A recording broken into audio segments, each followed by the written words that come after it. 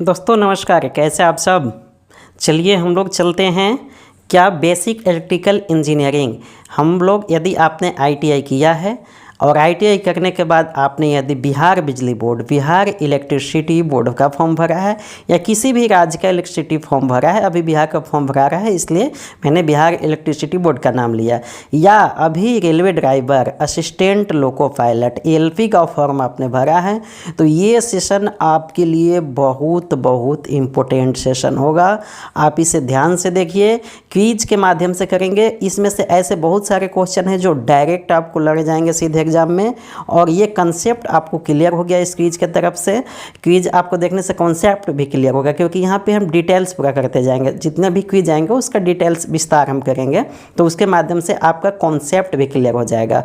तो आपने यदि किसी भी बिहार बिजली बोर्ड या किसी भी बोर्ड का फॉर्म भरा है, ईपीपीसीएल का भरा है, राजस्थान बिजली बोर्ड का भरा है, झारखंड बोर्ड का भरा है, हालांकि बिहार बिजली बोर्ड का फॉर्म भराया है, तो बिहार बिजली बोर्ड और एएलपी वाले, असिस्टेंट लोको पायलट वाले और बिहार का जो भी लोग टेक्नीशियन के लिए फॉर्म भरे हैं, वो दोनों लोग इस सेशन को पूरा एंजॉय कीजिए, बेसिक इलेक्ट्रिकल समझ लीजिए, और इसके बाद आपका एक भी क्वेश्चन नहीं छूटेगा। अब आप कहेंगे एएलपी वाले कैसे सर, एएलपी में तो ये हटा दिया है ट्रेड से क्वेश्चन। नहीं फ्रेंड्स, आपका ये भ्रम है, ट्रेड से क्वेश्चन हटाया नहीं है एएलपी में। एएलपी में देखिए CBT 1, आप एक बार सिलेबस अच्छे से देख लीजिएगा। एक है CBT 1, एक है CBT 2, 2 CBT होगा। CBT 1 में 75 क्वेश्चन है, जिसमें कि मैथ्स रहेंगे और बेसिक साइंस रहेगा, ये सब क्वेश्चन रहेगा, रीजनिंग वगैरह। और CBT 2 में 175 क्वेश्चन है, 175 में 100 छोड़ दीजिए, लेकिन 75 रिलेवेंट ट्रेड से केवल है, रिलेवेंट ट्रेड से 75 क्वेश्चन है। एक बार सिलेबस आप देख लीजिएगा, CBT 2 में 75 क्वेश्चन रिलेवेंट ट्रेड से रहेगा, एएलपी में भी, ठीक है। तो आप इसलिए इस सेशन को पूरा एंजॉय कीजिए, और इसके माध्यम से आपका पूरा बेसिक इलेक्ट्रिकल इंजीनियरिंग कंप्लीट हो जाएगा, ठीक है। तो चले सीधे हम लोग अब टॉपिक पे चलते हैं। चलिए देखिए, पहला क्वेश्चन क्या है।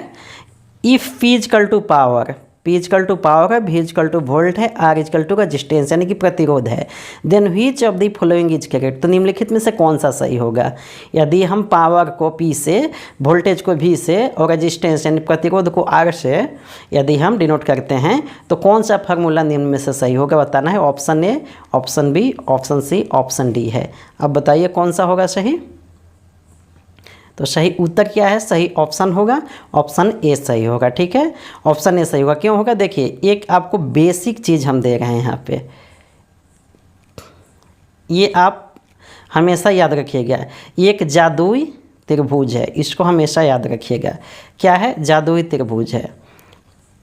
अब इसमें क्या है कि इसको आप याद रखिए, ईस्ट इंडिया रेलवे से, ई मतलब इलेक्ट्रिसिटी, EMF होता है, इलेक्ट्रिक वोल्ट होता है उसका, EMF इलेक्ट्रोमोटिव फोर्स, इसका इकाई क्या होता है, वोल्ट होता है, वोल्टेज जिसको कहते हैं, ठीक है, EMF को। तो ईस्ट इंडिया रेलवे, ईस्ट से ई को भी से डिनोट कर दीजिए, ठीक है, इसका मात्रक वोल्टेज होता है EMF का, तो भी से, तो ईस्ट इंडिया रेलवे, ये हमेशा आप याद रखिएगा, आपको सब दिन काम आएगा, ईस्ट इंडिया रेलवे। इसलिए यहाँ पे हमने रेलवे का, यदि आपने एएलपी का फॉर्म भरा है तो आपको ऐसे भी याद रह जाएगा, ईस्ट इंडिया रेलवे याद रखिए। अब इससे देखिए क्या क्या फार्मूला बनेगा, बता रहे हैं। जैसे ईस्ट इंडिया रेलवे, ई को भी से डिनोट करते हैं, यानी वोल्टेज निकालना है तो ये बटे का चिन्ह है, बीच में जो हो गया बटा का चिन्ह हो गया, ऐसे जो तिरछा है ये मल्टीप्लाई का चिन्ह हो गया, ठीक है, ये मल्टीप्लाई हो गया, ये बटा हो गया। तो अब देखिए, यदि हमको भी निकालना है तो भी बराबर क्या हो जाएगा, IR, क्योंकि ये मल्टीप्लाई का चिन्ह है, बीच वाला क्या है, ये मल्टीप्लाई का चिन्ह है, ठीक है, और ये क्या है, ये ऐसे भागा का चिन्ह है, तो भी बराबर हो जाएगा IR, क्योंकि मल्टीप्लाई है। अब यहाँ से I निकालना होगा, यदि I हमें पता करना होगा तो V बटा R हो जाएगा, और यदि R पता करना होगा तो V बटा I हो जाएगा। तो इस तरह से आपको 3 फार्मूला याद हो जाएंगे। याद हो गए कि नहीं हो गए, 3 फार्मूला आपको याद हो गए, और इसके माध्यम से अभी और फार्मूले याद होंगे, ठीक है। तो आप ध्यान रखिए, 3 फार्मूला याद हो गए। चलिए, तो इस जादुई ट्रायंगल को आप हमेशा याद रखिए, ईस्ट इंडिया रेलवे, इस जादुई ट्रायंगल को आप हमेशा याद रखिए। इसके माध्यम से क्या हमने बताया कि यदि आपको वोल्टेज निकालना है तो यहाँ इसको मल्टीप्लाई है, या तिरछा लाइन है तो मल्टीप्लाई है, तो भी निकालना है तो भी बराबर IR, क्योंकि ये मल्टीप्लाई का चिन्ह है बीच में ये, ठीक है। और यदि ये आई निकालना है तो भी और ये बटा का चिन्ह है, तो भी बटा आई निकालना है तो भी बटा आर। और यदि आर निकालना है तो फिर क्या हो गया, भी बटा आई, आर बराबर भी बटा आई हो गया। तो ये 3 फार्मूला आपको इससे बन जाएगा इस जादुई ट्रायंगल से, ठीक है।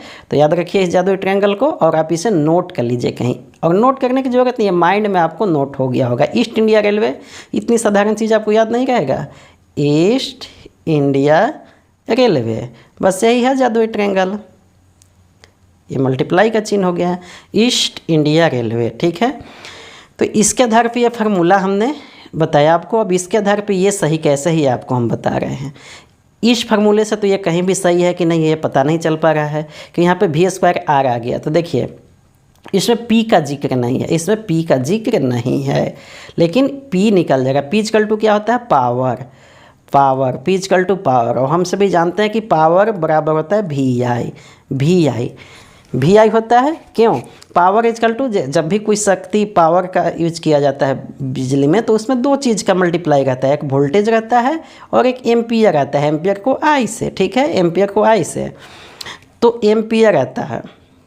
यहाँ पे आपको हम विस्तार कर दे रहे हैं, हो सकता है थोड़ा आपको समझने में दिक्कत हो, लेकिन एक बार यदि आप समझ जाते हैं फ्रेंड्स तो ये बेसिक एकदम है, इलेक्ट्रिसिटी का बेसिक है।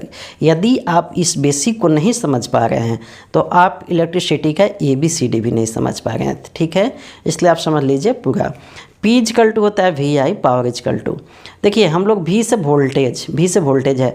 आपको हम यहाँ पे प्रैक्टिकल बता दे रहे हैं। आपके घर में 230 वोल्ट या 250 वोल्ट का लाइन आता है, 250 यहाँ मान लेते हैं, ठीक है। तो हम लोग कहते हैं कि 1 किलोवाट 2 किलोवाट हम लोग यूज कर रहे हैं, जो वाट होता है पावर का मात्रक। तो P इक्वल टू V, तो V यानी वोल्टेज तो आपके घर में स्थिर रहता है, वोल्टेज तो 250 ही रहता है। ऐसा नहीं कि आपके घर में 250, किसी के घर में 200, किसी के घर में 100, किसी के घर में 50 आता है। लेकिन फिर भी अलग अलग सबके बिजली क्यों आता है, बिजली का बिल, क्योंकि आई जो एम्पियर है यानी कि लोड जो है, हम लोग लोड हर कोई अपने घर में अलग अलग यूज करते हैं। किसी के घर में 1 पंखे, किसी में 10, किसी के यहाँ मोटर, किसी का नहीं मोटर। तो वोल्टेज हमारे घर में सबके घर में सेम आता है, लेकिन हम लोग आई यानी कि एम्पियर हमारे यहाँ कम बेसी आता है। क्यों, क्योंकि जैसा हम लोग लोड देते हैं उसी के हिसाब से एम्पियर हम खींचते हैं उसमें से। तो इसका मतलब कि पावर जो हम यूज करते हैं उसमें V और I का मल्टीप्लाई होता है, 2 चीज़ों के कम्बिनेशन से क्या बनता है, पावर बनता है। तो हम जो पावर खींचते हैं वो 2 चीज़ का कम्बिनेशन होता है, V का और I का, जिसमें कि V तो कांस्टेंट होता है, सबके घर में उतना ही वोल्टेज भेजा जाता है, लेकिन I हम लोग अपने लोड के हिसाब से सबके घर में वेरी करता है, अंतर करता है। तो इसी I के आधार पे सबके घर का बिजली बिल अलग अलग आता है, क्योंकि बिजली का खपत हम लोग सब कोई अलग अलग करते हैं। तो समझ गए आप कि पावर बराबर क्या होता है। तो पावर बराबर होता है P बराबर VI। अब इसके आधार पे ये कैसे सही है, इस फार्मूला, इस जादुई ट्रायंगल से, देखिए इस जादुई ट्रायंगल और इस फार्मूला से इस फार्मूला को हम निकाल देते हैं। कैसे निकलेगा, यहाँ पर देखिए क्या दिया है, P बराबर VI दिया है। तो हमें ये फार्मूला कैसे सही है करना है, ठीक है पता। तो V है, तो V तो यहाँ है ही। अब I के जगह पे हम इस ट्रायंगल से बैठा देंगे। तो I का मान हम बैठाएंगे इस ट्रायंगल से, क्या I बराबर क्या हो जाएगा, V बटा R। तो V तो यहाँ ऑलरेडी एक है ही, और I के जगह पे इस ट्रायंगल से क्या लेंगे, V बटा R। तो जब V बटा R लेंगे तो V गुने V बराबर क्या हो जाएगा, V स्क्वायर बटा R। तो ये फर्स्ट वाला फार्मूला सही हो गया ना। इसी तरह से आप इस ट्रायंगल के माध्यम से इस ट्रायंगल को याद रखिए। इस ट्रायंगल से आपको बहुत इलेक्ट्रिसिटी के जितने भी इस तरह के फार्मूले पे जो भी रीजनिंग वगैरह आएंगे वो सारे सोल्व हो जाएंगे। तो इस जादुई ट्रायंगल को और P बराबर VI इस फार्मूला को आप याद रखिए। इन्हीं सारी चीज़ों से ये सब बनती है, ठीक है। चलिए नेक्स्ट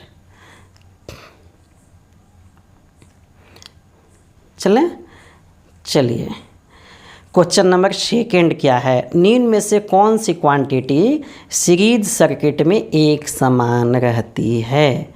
निम्न में से कौन से सीरीज सर्किट में, देखिए सर्किट 2 तरह का होता है, ठीक है। एक होता है समानांतर, पैरेलल जिसको बोलते हैं, एक होता है सीरीज। जैसे मान लीजिए कि आपने बल्ब लगाया है, तो घर में जो भी बल्ब हम लोग दशहरा दीपावली में लगाते हैं, तो एक ये बल्ब हो गया, इसी बल्ब में से दूसरा बल्ब फिर जुड़ता है, इसी बल्ब में से तीसरा बल्ब जुड़ता है, तो ये आपस में सीरीज में है, एक ही लाइन में। लेकिन जो हम लोग घर में बल्ब लगाते हैं जलने के लिए, तो मान लीजिए कि ये आ रहा है फेज और ये आ रहा है न्यूट्रल, तो यहाँ से एक फेज ले जाते हैं, यहाँ से न्यूट्रल ले जाते हैं, एक बल्ब यहाँ लगा देते हैं। फिर दूसरा रूम में लगाना है तो यहाँ से एक फेज ले जाते हैं, यहाँ से एक न्यूट्रल ले जाते हैं, इस रूम में लगा देते हैं। फिर तीसरे रूम में लगाना है तो यहाँ से फिर एक फेज ले जाते हैं, यहाँ से न्यूट्रल ले जाते हैं, इस रूम में लगा देते हैं। तो सब में फेज और सब में न्यूट्रल अलग अलग ले जाते हैं। तो ये हो गया पैरेलल। और सीरीज में क्या करते हैं कि एक हो गया फेज और एक हो गया न्यूट्रल। अब यहाँ से उठाते गए और जितना बल्ब है लगाते गए, इसी में से फिर लगाते गए, इसी में से फिर लगाते गए बल्ब, और लास्ट में आके इसमें जोड़ दें। जितना बल्ब है आपस में सब सीरीज में हो गया। तो वही सीरीज और समानांतर दो तरह के सर्किट बनती है, और ये दोनों को मिक्स करके सीरीज समानांतर एक में भी बनती है, और ज़रूरत के हिसाब से होता है। तो यहाँ पे पूछ रहा है कि निम्न में से कौन सी क्वांटिटी सीरीज सर्किट में एक समान रहती है। तो सीरीज में पूछ रहा है, ठीक है। सीरीज में कौन सा एक सी रहती है? ए वोल्टेज, बी पावर, सी करेंट, डी रेजिस्टेंस। तो सही उत्तर क्या है देख लीजिए, करेंट सेम रहती है। देखिए यहाँ पे ये है, ये करेंट सेम रहती है। क्यों? क्योंकि देखिए ये सीरीज में जुड़ा हुआ है, आर मीन्स रेजिस्टेंस है। जब भी कोई लोड देते हैं तो उसमें कुछ रेजिस्टेंस होता है, उसी को हम आर से यहाँ दर्शाए हैं, लोड को। तो ये सीरीज में, तो यहाँ पे क्या है, करंट क्यों सेम है? क्योंकि करंट एक ही तार से होकर सब में बहेगी। तो जितना यहाँ करंट आएगा उतना ही, अगर यहाँ वोल्ट करंट मीटर लगाते हैं, एम्पियर मीटर, तो यहाँ आएगा उतना ही यहाँ आएगा। अब इसका थोड़ा सा हम व्यवहारिक देख लेते हैं, व्यवहारिक देखने से आपको याद हो जाएगा। देखिए एक होता है वोल्ट मीटर जिससे कि वोल्टेज नापते हैं, एक होता है एम्पियर मीटर जिससे कि करंट नापते हैं, ठीक है। तो दो तरह के मीटर होता है। वोल्ट मीटर को हमेशा पैरेलल में लगाया जाता है, पैरेलल में, समानांतर में। जैसे घर में बल्ब जलता है वैसे ही इसको भी एक फेज दे देते हैं, एक यहाँ से फेज दे दिए और एक यहाँ से न्यूट्रल दे दिए, और यह वोल्टेज दिखाने लगेगा कि कितना वोल्टेज है इस दोनों का। लेकिन एम्पियर मीटर हमेशा क्या करते हैं, एम्पियर मीटर को हमेशा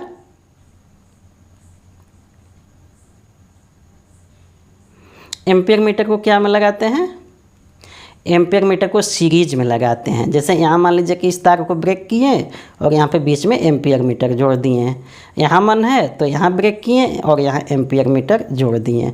तो इस तरह से हम लोग उसको क्या लगाते हैं, सीरीज में लगाते हैं। तो सीरीज में जब इसको लगाएंगे तो यहाँ लगाएं, यहाँ लगाएं, यहाँ लगाएं, करंट तो यही रास्ते से होकर बह रही है, और तो कोई रास्ता है नहीं इसमें। पैरेलल में क्या होता है कि यहाँ से फेज है, जैसे मान लीजिए कि बैटरी है तो यहाँ से एक हो गया फेज प्लस एक माइनस।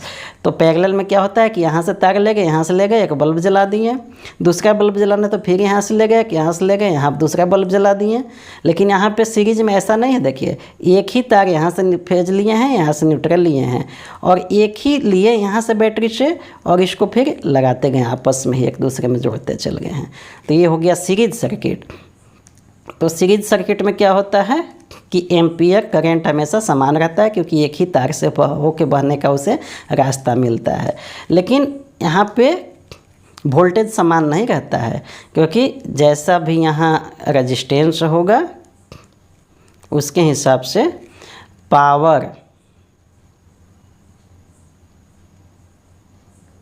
पावर भी समान नहीं रहेगा, क्योंकि भी आई होता है P बराबर। तो जब भी समान नहीं रहेगा तो फिर पावर भी समान नहीं रहेगा। और रेजिस्टेंस तो आप खुद ही अलग अलग लोड का रेजिस्टेंस लगाए हैं। यदि आप सेम रेजिस्टेंस लगाते हैं तो अलग बात है, लेकिन यहाँ पे ज़रूरी नहीं है कि सेम रेजिस्टेंस आप लगाए हैं, ठीक है। तो ये कंडीशनल हो गया। लेकिन इसमें बिना कंडीशनल के कौन सा सही है, ये करेंट वाला ऑप्शन सही है। किसी भी हालत में आप किसी भी तरह से यहाँ लोड परिवर्तित करेंगे, लेकिन करेंट सब में एक ही जगह रहेगा, ठीक है, एक समान ही रहेगा। चलिए क्लियर हो गया। यदि क्लियर नहीं हो रहा होगा तो कमेंट आप कीजिए। और फ्रेंड्स यदि आपको इसमें और विस्तार चाहिए, क्योंकि देखिए हम वीडियो जब बनाते हैं तो हमें नहीं पता कि किस तरह के लोग देखेंगे या किस तरह के लोग इसे देख रहे हैं, तो हमें नहीं पता कि और आपको विस्तार चाहिए कि केवल शॉर्ट में चाहिए। आपको जो भी चाहिए, जिस तरह का चाहिए, तो वो हमें कमेंट करके अब बताइएगा। चलिए नेक्स्ट क्वेश्चन चलते हैं। विशिष्ट प्रतिरोध को मापा जाता है। विशिष्ट प्रतिरोध, एक होता है प्रतिरोध और एक होता है विशिष्ट प्रतिरोध, स्पेसिफिक ग्रेविटी। तो विशिष्ट प्रतिरोध को किस में नापा जाता है? तो पहले सही ऑप्शन देख लीजिए क्या है, ओम मीटर में। ठीक है, अब विशिष्ट प्रतिरोध कहते किसे हैं देख लीजिए, यहाँ आप चित्र के माध्यम से क्लियर कर लीजिए। विशिष्ट प्रतिरोध किसे कहते हैं?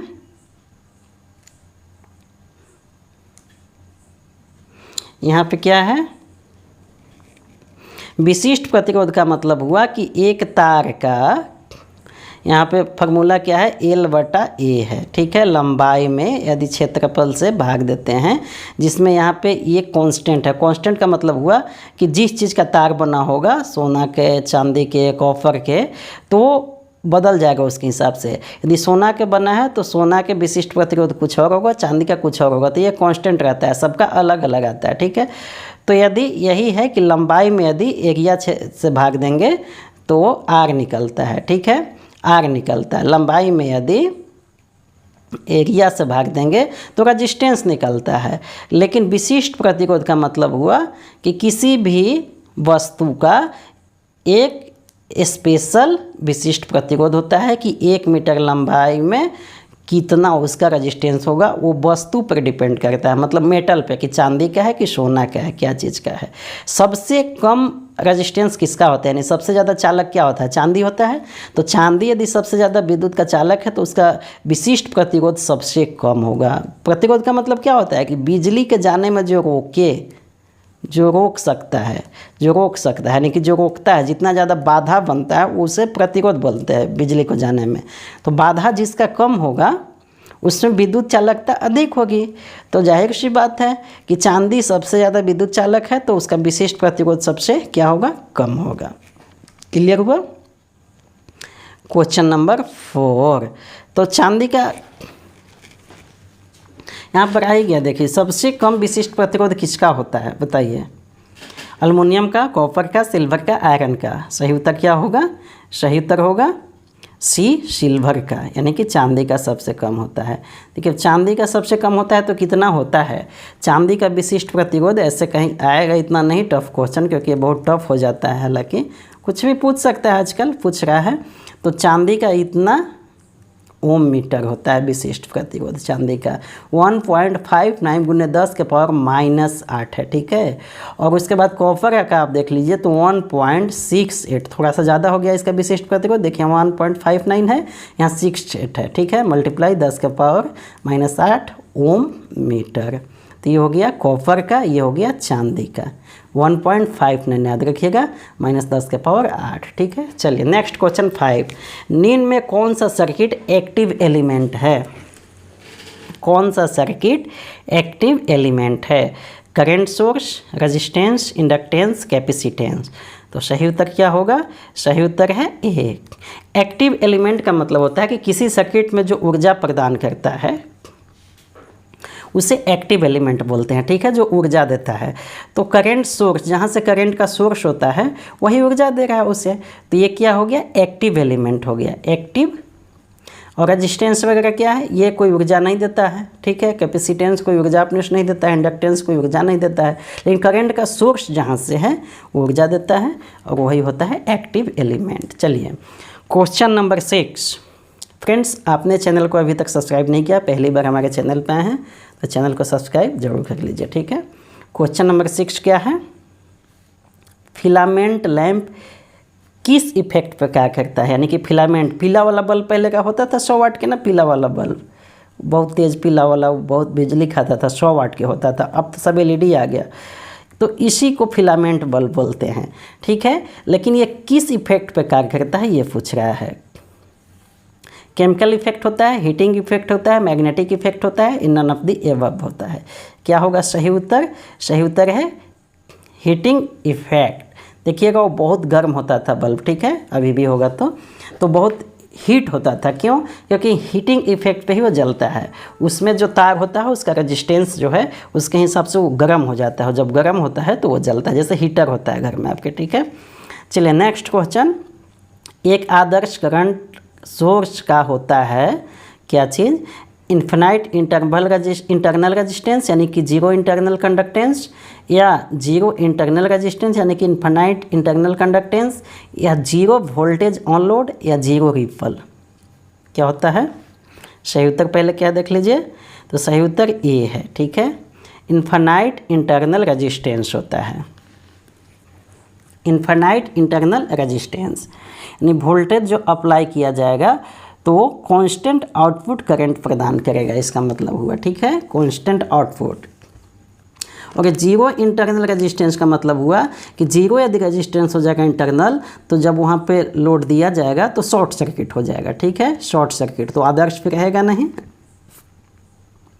और zero voltage on load, zero voltage on load, तो जीरो वोल्टेज जब लोड पे हो जाएगा तो V बराबर क्या होता है? IR। तो रेजिस्टेंस किसी चीज़ का भी जीरो होता नहीं है, तो ये भी नहीं हो पाएगा। ठीक है, और इसी तरह से फिर है जीरो रिपल। रिपल का मतलब क्या होता है? रिपल का मतलब समझ लीजिए स्मॉल फ्लक्चुएसन होता है करंट सोर्स में। ठीक है, फ्लक्चुएसन मतलब कि कम ज़्यादा। ठीक है, तो आदर्श करंट सोर्स का एम ही यही होता है, लेकिन जीरो रिपल यहाँ पे क्या है, प्रैक्टिकल में संभव नहीं है, क्योंकि एक्सटर्नल डिस्टर्बेंस भी काफ़ी होते हैं मौसम वगैरह का, हर चीज़ का, तो जीरो रिपल भी नहीं हो सकता है, संभव नहीं है।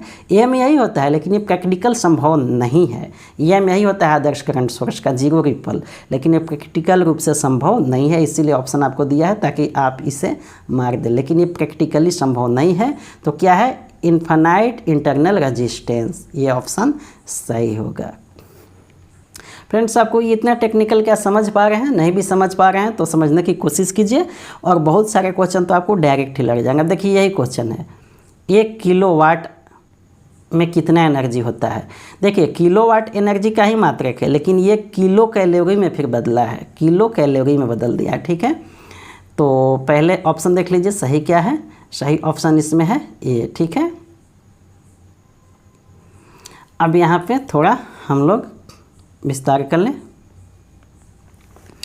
1 किलोवाट को यहाँ पर क्या में बदला है? किलो कैलोरी में बदल के आंसर दिया है।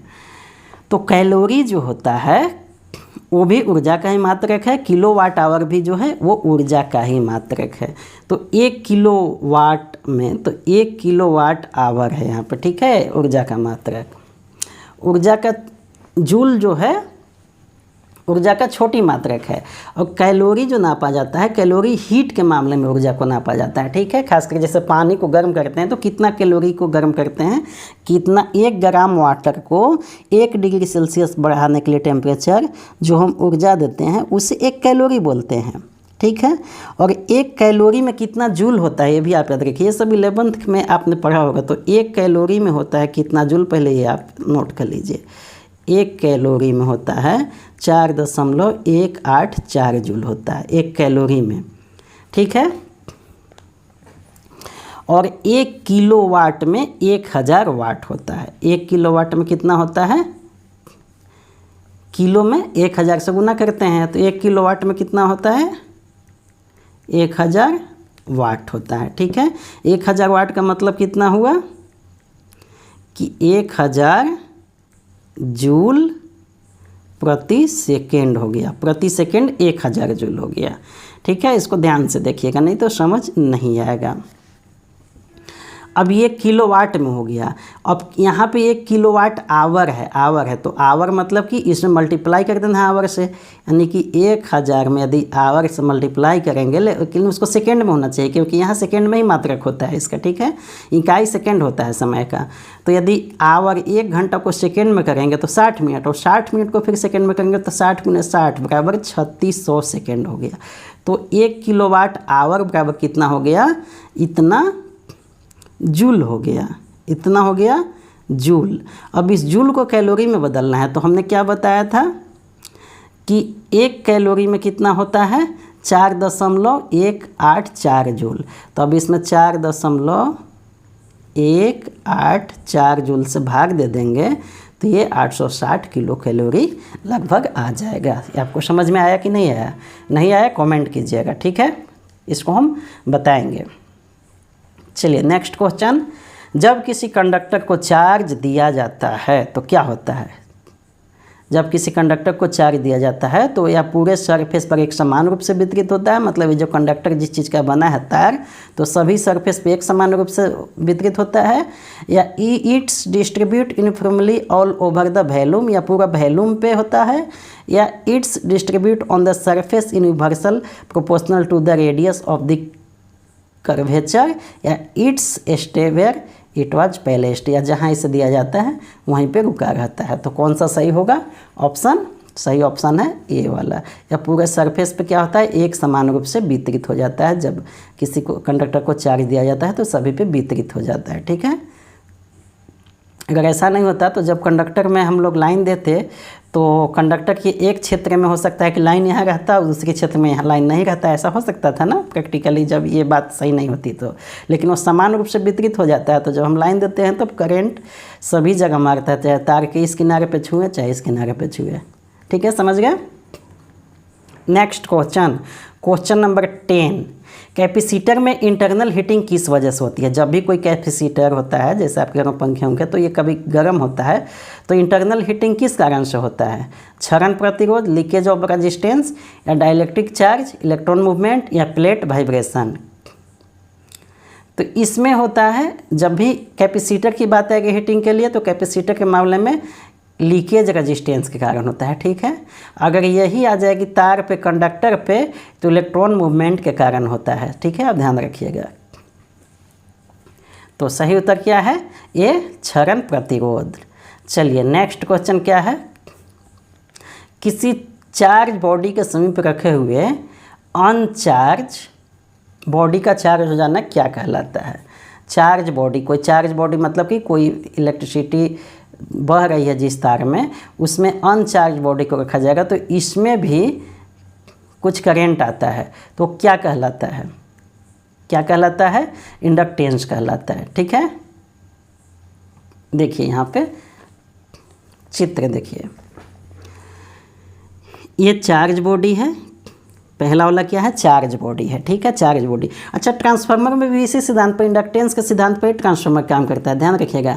ट्रांसफार्मर में क्या देते हैं? एक तरफ से 11,000, मान लीजिए हम लोग के जो घर में होता है ट्रांसफार्मर गांव में लगा हुआ, 11,000 देते हैं, और दूसरी तरफ से 440 वोल्ट निकलता है, लेकिन ये बीच में आपस में कहीं सटा हुआ नहीं रहता है, ध्यान रखिएगा। ये 11,000 आपस में इधर से दिए और 440 जो निकला, ये दोनों में कोई कॉन्टेक्ट आपस में नहीं है, लेकिन यही इंडक्टेंस के माध्यम से ये इसमें भी लाइन चला जाता है। जब इसमें हम लाइन देते हैं और बीच में सेपरेट हुआ और ये 440 इधर से निकलता है, तो इसका इंडक्टेंस से इसमें फिर इलेक्ट्रिसिटी पैदा हो जाता है। ठीक है,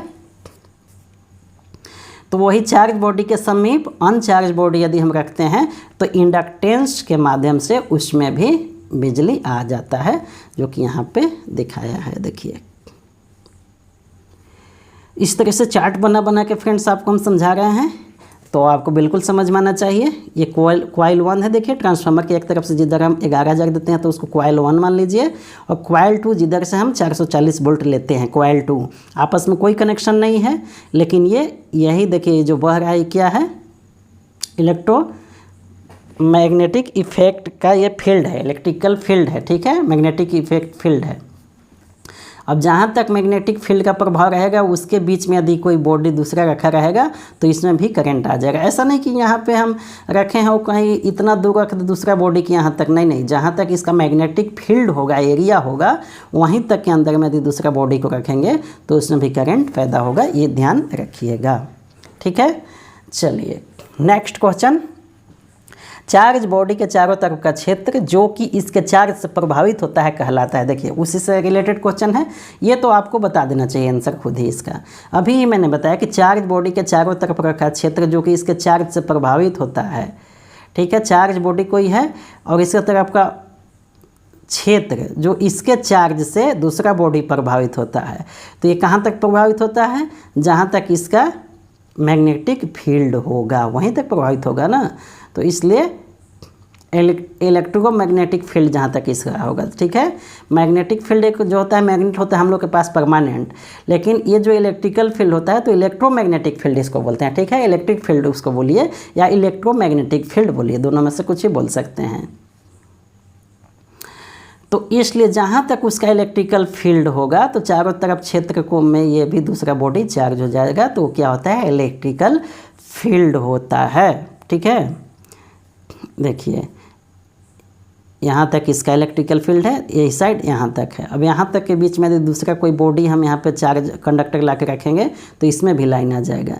ये इसका इलेक्ट्रिकल फील्ड है, ये दिखता नहीं है, ये दिखता नहीं है। कोई भी जैसे मैग्नेट ही आपके घर में होता है तो जहाँ तक उसका प्रभाव क्षेत्र होता है, क्या वो आपको दिखता है? नहीं दिखता है। लेकिन लोहा हम जब ले जाते हैं तो उस पर अपना प्रभाव दिखाता है। इसी तरह से जो इलेक्ट्रिक फील्ड है दिखता नहीं है, लेकिन वहाँ पर कोई कंडक्टर आप ले जाएंगे, कोई कॉइल ले जाएंगे तो उसमें भी इलेक्ट्रिसिटी आ जाएगा। ठीक है, तो उसका इलेक्ट्रिक फील्ड वही होता है जहाँ तक उसका प्रभाव होता है।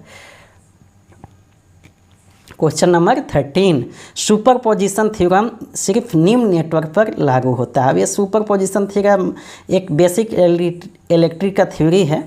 अब इसको ज़्यादा डीप में जाएंगे तो बहुत लंबा ये हो जाएगा विस्तार। बस ये जान लीजिए कि लीनियर बाइलेटरल पे ये लागू होता है, इतना ही याद रखिए। बेसिक इलेक्ट्रिकल इंजीनियरिंग का ही पार्ट है। बस आप ये याद रखिए कि लीनियर बाइलेटरल पर ये लागू होता है, और क्वेश्चन भी इससे आएगा तो ऐसा ही आएगा, इससे ज़्यादा नहीं आएगा। ठीक है, सेलों को पैरेलल में क्यों जोड़ा जाता है? सेल मतलब बैटरी, बैटरी को पैरेलल में, देखिए बैटरी को जो घर में पहले टॉर्च होती थी, बड़ा वाला टॉर्च जो घर में होता है जिसमें 3 बैटरी लगता था, निप्पो का क्या आता था, निप्पो का ही बैटरी आता था, इवेरेडियो निप्पो आता था, उसमें 3 बैटरियाँ लगती थी। एक बैटरी के आगे फिर दूसरा बैटरी, इसके आगे फिर दूसरा बैटरी, यहाँ स्विच होता था। तो ये क्या होता था, ये सीरीज में जुड़ा रहता था।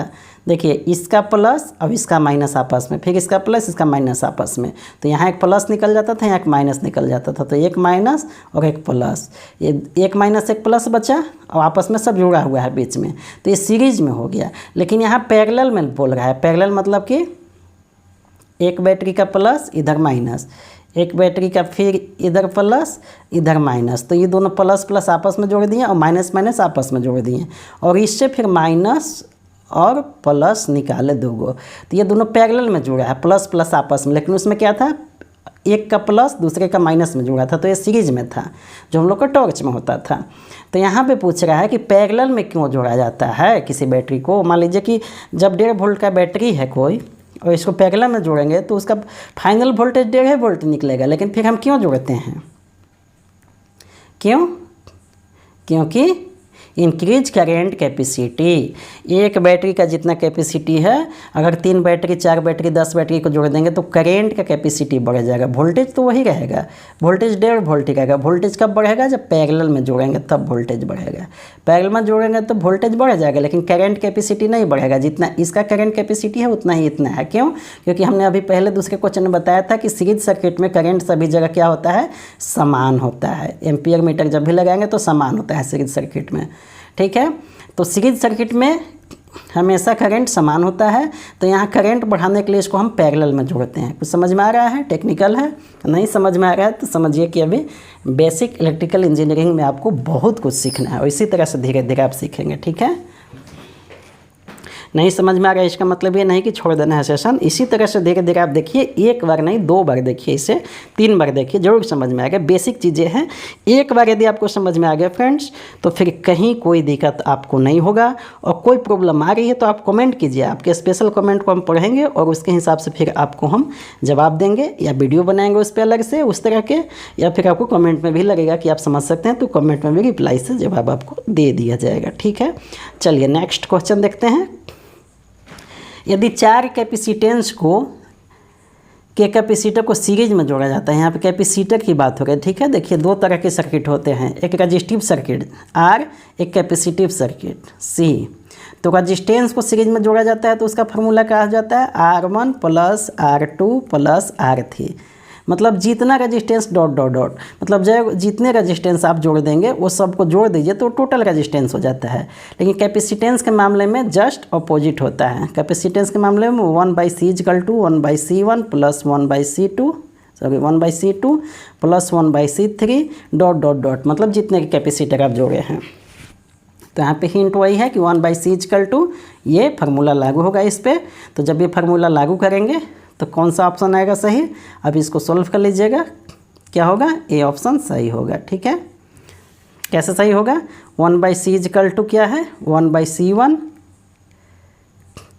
मतलब सी का मान सब जगह वही है, तो 1/c रहेगा, फिर 1/c रहेगा, फिर 1/c रहेगा, फिर 1/c रहेगा, क्योंकि सी का मान एक ही है सब जगह। ठीक है, सी का मान क्या है, एक ही है। तो 1/c इजिकल टू क्या हो जाएगा, 1/c plus 1/c plus 1/c plus 1/c, क्योंकि यहाँ पे दिया है कि सी का मान वही है। अलग अलग रहेगा तो यहाँ फिर अलग अलग मान बैठेगा, लेकिन यहाँ वही है। तो सब कैल्शियम लेंगे तो सी होगा, सी से सी 1 बार में कटेगा, 1 प्लस 1 प्लस 1 बराबर 4/c हो जाएगा। अब 1/c है, अब 4/c है। अब इसको सी से पलटेंगे तो क्या हो जाएगा, c/4 हो जाएगा फिर उल्टा। तो c/4 जो होगा वही, ये ऑप्शन आपका ये सही हो गया। ठीक है, चलिए नेक्स्ट क्वेश्चन देखते हैं। जब किसी कंडक्टर के थ्रू करंट फ्लो होता है तो कंडक्टर का टेम्परेचर बढ़ जाता है। हमने अभी बताया था थोड़ा देर पहले एक आपको कि कोई भी कैपेसिटर क्यों हीट होता है, तो इंटरनल रेजिस्टेंस के कारण, तो क्षरण के कारण, रेजिस्टेंस क्षरण के कारण।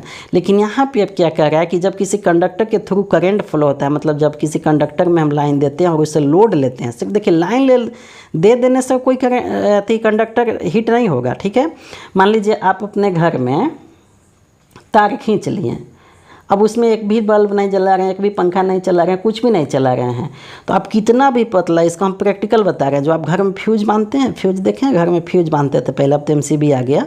तो जब फ्यूज बांधते थे तो फ्यूज उड़ जाता था। कब उड़ता था फ्यूज, जब या तो शॉर्ट सर्किट होता था। तो शॉर्ट सर्किट में क्या होता है, करंट बहुत ज़्यादा चल जाता है। शॉर्ट सर्किट मतलब वो सर्किट शॉर्ट हो गया, छोटा हो गया, और सीधे करंट एकदम ज़मीन में तुरंत नीचे जाने लगा। अर्थिंग जो हम लोग देते हैं ज़मीन में ही तो करंट जाता है पॉजिटिव से। तो यहाँ पे क्या है कि अब हम चलते हैं सीधे टॉपिक पे ना, फिर मिस हो जाएंगे। जब किसी कंडक्टर में करंट फ्लो होता है तो कंडक्टर का टेम्परेचर बढ़ता है। तो करंट फ्लो होता है उसके हिसाब से टेम्परेचर बढ़ता है। क्यों, क्योंकि वोल्टेज नहीं बढ़ता है, करंट से टेम्परेचर बढ़ता है। तो आप जिस तरह से लोड लेते हैं उसी तरह का फ्यूज बांधते हैं। जैसे घर में पंखा चलाना होता है तो बिल्कुल पतला तार बांधते हैं, मोटर चलाना होता है तो कुछ मोटा तार बांधते हैं, क्योंकि मोटर वाला में करंट ज़्यादा जाता है। तो करंट ज़्यादा जाता है, तो करंट जाने से क्या होता है, mutual coalition between metal and atoms option दिया है। तो पहले आप देख लीजिए ऑप्शन कौन सही है, तो सी सही है। अब यहाँ पे देखिए कोएलिशन मीन्स घर्षण होता है। कोएलिशन का हिंदी क्या होता है, घर्षण, आप ध्यान रखिएगा। तो घर्षण होता है किसके किसके बीच में, ये घर्षण होता है,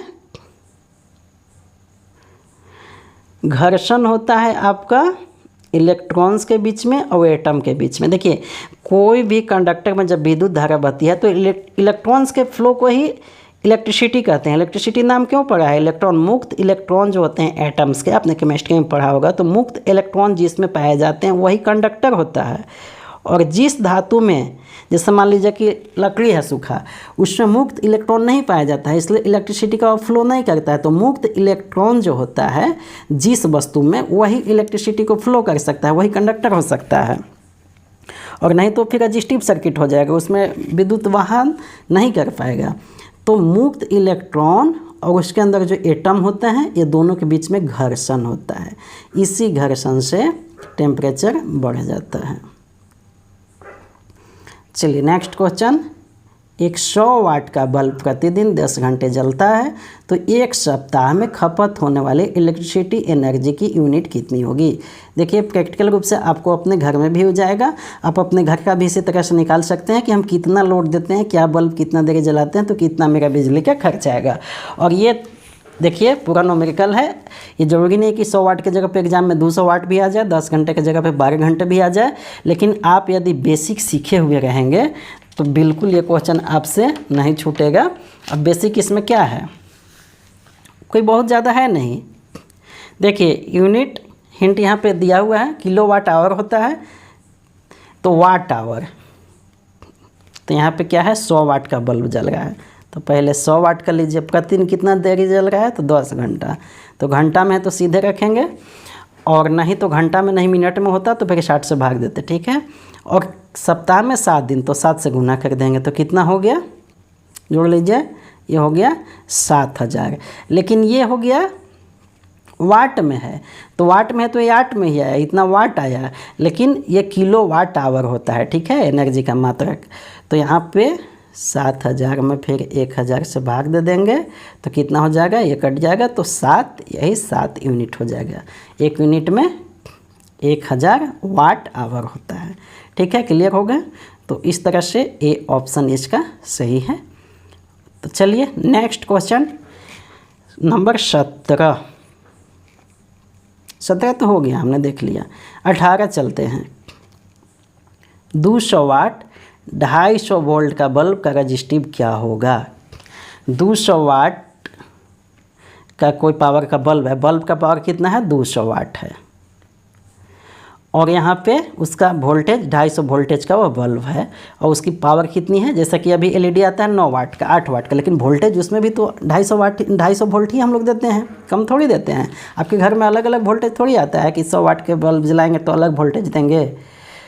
तो हम लोग के सभी के घर में 250 वोल्ट या 230 वोल्ट जो कहिए तो उतना ही रहता है, लेकिन यहाँ पे हम लोग का एम्पियर चेंज होता है सिर्फ। तो एम्पियर कैसे चेंज होता है, जो हम लोग लोड देते हैं उसकी जितनी कैपेसिटी पावर होती है उसके हिसाब से एम्पियर चेंज होता है। तो यहाँ एक बल्ब है जिसका 200 वाट उसका है पावर और 250 वोल्ट पे वह काम कर रहा है। तो अब इसका रजिस्टेंस इस बल्ब का निकालना है कि रजिस्टेंस कितना है, ये आपको निकालना है। ठीक है, देखिए ऑप्शन क्या क्या है और आंसर क्या है देख लीजिए। पहले आंसर सी इसका सही है। अब देखिए वही जादुई ट्रायंगल यहाँ भी थोड़ा सा हम लागू करेंगे। जादुई ट्रायंगल आपको पहला क्वेश्चन में बताए थे, अब यही यहाँ पे हम लागू करेंगे। देखिए रेजिस्टेंस, अगर यहाँ रेजिस्टेंस है, इस जादुई ट्रायंगल से ये क्वेश्चन नहीं सॉल्व हो पा रहा है। क्यों? क्योंकि रेजिस्टेंस हमें निकालना है, तो हमें पता है कि V बराबर I, इस जादुई ट्रायंगल के हिसाब से R बराबर क्या होगा, V बटा I होगा। तो यहाँ वोल्ट तो दिया है, वोल्ट दिया है, वोल्ट के जगह पे हम 250 बैठा देंगे, लेकिन यहाँ I तो नहीं दिया है, तो I कहाँ से लाएंगे हम, तो I कहाँ से लाएंगे। इस I को निकालने के लिए फिर क्या करेंगे, P बराबर हम आपको बताए थे कि V I होता है, P बराबर पावर बराबर V I होता है। ठीक है, P बराबर V I होता है। तो इसमें V हमें दिया है, इसलिए इस V को छेड़छाड़ नहीं करेंगे, इस V को हम छेड़छाड़ नहीं करेंगे तो V रह जाएगा। ठीक है, गुने I का मान, यहाँ रेजिस्टेंस निकालना है, तो यहाँ रेजिस्टेंस निकालना है, पहले चीज़ ध्यान रखिए। तो V बटा R, I के मान यहाँ क्या बैठा देंगे, ये I का मान यहाँ से यदि हम बैठाते हैं तो I बराबर क्या होगा, V बटा R होगा ना। तो V बटा R होगा तो I के जगह पे क्या बैठा देंगे, V बटा R। तो एक ये V हो गया और एक ये I के जगह पे यहाँ से इस जादुई ट्रायंगल से V बटा R बैठाएँ। तो इसको थोड़ा हम मिटा देते हैं। P बराबर क्या हो गया, VI। ठीक है, एक I का मान इस जादुई ट्रायंगल से ले लेते हैं, यहाँ से I का मान, तो क्या हो जाएगा V बटा R। तो ये V तो ऑलरेडी रहेगा, मल्टीप्लाई यहाँ I का मान इस जादुई ट्रायंगल से लेंगे तो V बटा R हो जाएगा। तो P बराबर क्या हो जाएगा, V स्क्वायर R हो जाएगा। ठीक है, अब V का मान यहाँ दिया है, V का मान दिया है 250 और R का मान, P का मान भी दिया है। तो P का मान दिया है तो P का मान यहाँ बैठा देंगे और V का मान यहाँ बैठा देंगे, फिर सोल्व कर देंगे तो R का वैल्यू निकल जाएगा ना। देखिए P बराबर VI, I के मान इस जादुई ट्रायंगल से लिए तो I के मान, I के जगह पे क्या बैठाएंगे, V बटा R बैठाएंगे। तो V बटा R यानी कि V स्क्वायर बटा R हो गया। ठीक है, अब R के मान तो इसको यहाँ ले आएंगे तो यहाँ हो जाएगा R बराबर V स्क्वायर बटा P हो जाएगा। ठीक है, अब इसी पे V स्क्वायर का मान यहाँ से बैठा देंगे, V का मान, और P का मान यहाँ ही दिया हुआ है पावर का। तो इससे जो सोल्व होके आएगा वो आपको यही आएगा 312.5 ओम। ठीक है, चलें एक क्या है, सॉलिड कंडक्टर के अंदर इलेक्ट्रिक फील्ड होता है। सॉलिड कंडक्टर के अंदर इलेक्ट्रिक फील्ड होता है क्या, इन्फानाइट होता है, जीरो होता है, depends upon the volume of charge या नॉन ऑफ द एबव। क्या सही उत्तर क्या होगा, तो बी सही उत्तर होगा। एक सॉलिड कंडक्टर के अंदर इलेक्ट्रिक फील्ड 0 होता है। सॉलिड मतलब कि वो ठोस हो, ठीक है, खोखला नहीं हो, तो इसके अंदर का जो इलेक्ट्रिक फील्ड होता है वो 0 होता है। इलेक्ट्रिक फील्ड कहाँ बनता है? कंडक्टर के बाहर वो अपना फील्ड बनाता है, इलेक्ट्रिक का फील्ड। जहाँ कि इसके क्षेत्र में दूसरा इलेक्ट्रिक फील्ड में यदि कॉइल रखते हैं तो उसमें भी इलेक्ट्रिक पैदा हो जाता है, जो कि पिछले क्वेश्चन में हमने बताया था। लेकिन इसके अंदर सॉलिड कंडक्टर के अंदर, सॉलिड जब रहेगा कंडक्टर तो उसके अंदर क्या होता है? 0 होता है, ध्यान रखिएगा, खोखला नहीं होना चाहिए। चलिए, इसका तो आंसर ही आ गया। क्या क्वेश्चन? किसी पदार्थ का परावैद्युत सामर्थ्य निर्भर करता है किस चीज़ पे? परावैद्युत सामर्थ्य। तो सही उत्तर क्या है? आप देख ही लिए हैं, ऑल ऑफ द एबव पे, ठीक है। थिकनेस उसके जिसके हिसाब से रहेगा, टेम्परेचर उस एरिया का जैसा रहेगा, मॉइस्चर का कंटेंट जैसा रहेगा, उस सब पे डिपेंड करता है, डाइलेक्ट्रिक स्ट्रेंथ, ठीक है। क्वेश्चन नंबर 21, बल के दिया गया कूलॉम का नियम किस नियम के समान है? बल के दिया गया कूलॉम का नियम किस नियम के समान है? तो ये क्या है? डी सही है, न्यूटन्स लॉ के हिसाब से बल का दिया गया नियम होता है, न्यूटन के जो ग्रेविटी नियम है, ठीक है। चलिए नेक्स्ट क्वेश्चन, यदि कोई परमाणु एक इलेक्ट्रॉन खो देता है तो यह क्या होता है? विद्युतीय रूप से उदासीन हो जाता है, या विद्युतीय रूप से धन आवेशित पॉजिटिव उस पर आवेश हो जाता है, या विद्युतीय रूप से ऋण आवेश उस पर हो जाता है नेगेटिव हो जाता है, या उदासीन रहता है, कुछ भी नहीं। जब एक इलेक्ट्रॉन खोता है कोई वस्तु तब, तो ये है, मान लीजिए एक इलेक्ट्रॉन ये खो दिया, दे दिया किसी को, तो जब ये दे दिया तो ये प्लस हो गया ना। जब आप किसी को ऋण देते हैं, बैंक से, बैंक आपको ऋण देता है यदि, तो बैंक आपको मान लीजिए कि लोन दिया 10 रुपया, तो वो बैंक प्लस है, माइनस में तो आप हैं, तो जो देने वाला है वो प्लस है। वैसे जब इलेक्ट्रॉन खोता है कोई तो वह धन आवेशित होता है, वह प्लस होता है, ध्यान रखिएगा इसी चीज़ से। चलिए, तो बी ऑप्शन सही होगा। नेक्स्ट क्वेश्चन नंबर क्या है? 23 में ताप वृद्धि के साथ पदार्थ की डाइलेक्ट्रिक क्षमता क्या होती है? ताप जब बढ़ता है तो किसी पदार्थ की डाइलेक्ट्रिक क्षमता, यानी कि इलेक्ट्रिक ढोने की क्षमता है, यानी कि उसका रेजिस्टेंस क्या होता है? कम होता है, घटता है। इलेक्ट्रिसिटी उसमें जब ताप बढ़ेगा तो ज़्यादा जाएगा अच्छे से, सुगमता से, या उसमें बाधित होगा, और तो घटती है कि बढ़ती है कि अपरिवर्तित रहती है कि शून्य हो जाती है? तो जब भी ताप वृद्धि होता है तो क्या होता है? उसकी घटती है, ठीक है। ये किसी पदार्थ की बात हो गई है, लेकिन यही जब आएगा सेमीकंडक्टर पे, सेमीकंडक्टर किससे कहते हैं आगे बताएंगे, क्योंकि सब अब यहीं पे विस्तार करेंगे तो दिक्कत होगा। सेमीकंडक्टर क्या चिप उप जो होता है, क्या होता है, रेडियो में चिप वगैरह जो लगाता है वो सेमीकंडक्टर का बना होता है, तो उसमें ताप जब बढ़ता है तो उसकी डाइलेक्ट्रिक क्षमता बढ़ती है उल्टा उसमें, ठीक है। इसीलिए तो आप जब रेडियो टीवी चलाते हैं तो गर्म होने के बाद भी वो काम करता रहता है, नहीं तो जितना वो माइनर काम करता है, अगर ताप बढ़ने पे उसका कैपेसिटी घटता है तो रेडियो टीवी आपको आधे घंटे 2 घंटे के बाद वो प्रॉब्लम आने लगती है उसमें। लेकिन उसमें क्या होता है, सेमीकंडक्टर में डाइलेक्ट्रिक क्षमता घटती नहीं है, ठीक है, बल्कि और उल्टा बढ़ता है। लेकिन यहाँ एक समान वस्तु की बात हो रही है, तो समान वस्तु जनरल जैसे कॉपर हो गया, लोहा हो गया, तांबा हो गया, इसमें जैसे ही ताप बढ़ता है तो उसकी कैपेसिटी विद्युत ढोने की और घट जाती है, ध्यान रखिएगा, ठीक है। नेक्स्ट क्वेश्चन, आवेश का एक खोखला गोला कहाँ पर परावैद्युत क्षेत्र उत्पन्न नहीं करता? आवेश का एक खोखला गोला है कोई, तो कहाँ पे वह परावैद्युत क्षेत्र यानी कि इलेक्ट्रिक फील्ड उत्पन्न नहीं करता है? तो सही उत्तर क्या है? ऑप्शन है, देख लीजिए, तो ये किसी आंतरिक बिंदु पर, किसी आंतरिक बिंदु पे इलेक्ट्रिक फील्ड उत्पन्न नहीं करता है, ठीक है। ये बाहरी करता है, ठीक है। यहाँ पे कंडक्टर है तो बाहर में इलेक्ट्रिक फील्ड उत्पन्न करता है, आंतरिक बिंदु पे नहीं करता है। तो फ्रेंड्स, हम 24 क्वेश्चन ही आज रहने देते हैं, और इसी तरह से आपको यदि अच्छा सेशन लगा होगा तो कमेंट करके हमें बताइए, और चैनल को सब्सक्राइब कीजिए, और कमेंट करके बताइए कि आपको ये सेशन बेनिफिट लग रहा है। तो डेली हम 50 क्वेश्चन आपको कराएंगे, डेली 50 क्वेश्चन। और इसी तरह से अभी बिहार बिजली बोर्ड का चाहे असिस्टेंट लोको पायलट का एग्ज़ाम कम से कम आपको अभी 2 से 3 महीने के बाद ही होंगे, इससे पहले चुनाव के तो बाद ही होंगे। तो 2 से 3 महीने में 50 क्वेश्चन डेली यदि आप इसी तरह से करते हैं तो 50 क्वेश्चन के साथ साथ आपको ये जो विस्तार मिल रहा है, बेसिक जो कंप्लीट हो रहा है, पूरा धीरे धीरे आपको इलेक्ट्रिसिटी पे कमांड हो जाएगा, बेसिक इलेक्ट्रिकल इंजीनियरिंग पे कमांड हो जाएगा, ठीक है। बेसिक इलेक्ट्रिकल इंजीनियरिंग पे आपको कमांड हो जाएगा। तो इसलिए आप कमेंट करके हमें बताइए कि कैसा सेशन लग रहा है।